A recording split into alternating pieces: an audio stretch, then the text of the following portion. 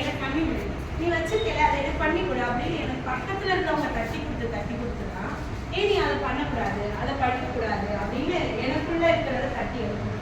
So நான் வந்து class போனேன், படித்தேன். இப்போ சிவகாசியில் வெட்டிங் ஸ்ட்ரீட் பிரைடல் ஸ்டுடியோ அப்படின்னு ஒரு ஸ்டுடியோ வந்து 5 வருஷமாக சக்ஸஸ்ஃபுல்லாக